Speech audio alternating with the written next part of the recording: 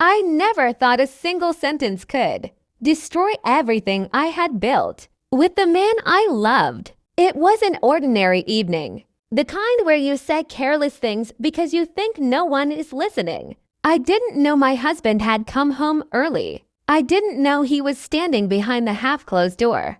And I didn't know the words leaving my mouth would be the last ones he'd ever hear from me. I was on the phone with my sister, frustrated and tired after a long week. I said things I didn't mean, at least not in the way they sounded. I told her I sometimes felt like I had settled in life, that maybe I had married too quickly, that maybe I didn't feel the excitement I once did. They were just thoughts, messy feelings I never intended to speak out loud, but they weren't meant for him. When I ended the call, I turned to find him standing there, pale and silent. His eyes looked like someone had stabbed something deep inside him. For a moment, neither of us said a word. His breathing was uneven, like he was trying to hold himself together. My heart dropped instantly. I knew he had heard everything. He didn't shout. He didn't accuse me. He just whispered, "Is that really how you feel?" The softness in his voice was worse than anger.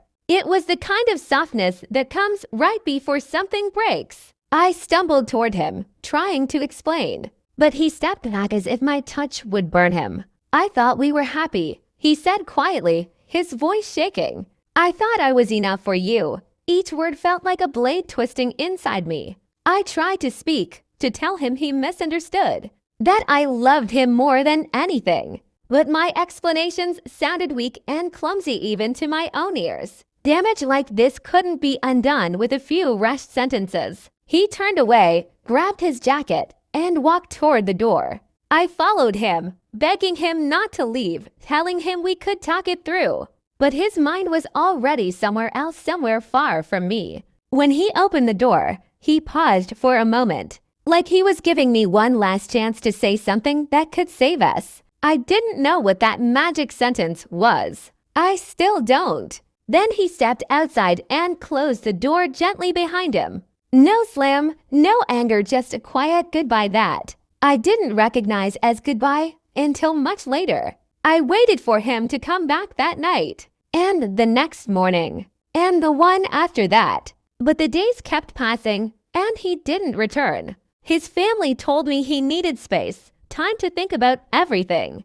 I respected that at first, believing he would eventually reach out. But weeks turned into months, and every message I sent went unanswered. Every call went straight to voicemail. It was like he had chosen to erase himself from my life completely. Sometimes, late at night, I replay the moment he stood in the doorway with heartbreak in his eyes. I wish I could pull those words back into my mouth. I wish I had chosen silence instead of frustration. But wishes don't fix reality. And the reality is that one moment of carelessness cost me the person who loved me the most. People tell me he'll return someday when the pain fades. But deep down, I know he won't. He's gone in a way that isn't physical but feels permanent. I pushed him into a darkness he can't climb back from. And I have no one to blame but myself. Now I live with the echo of that sentence. The one that slipped out so easily, but took my whole life with it.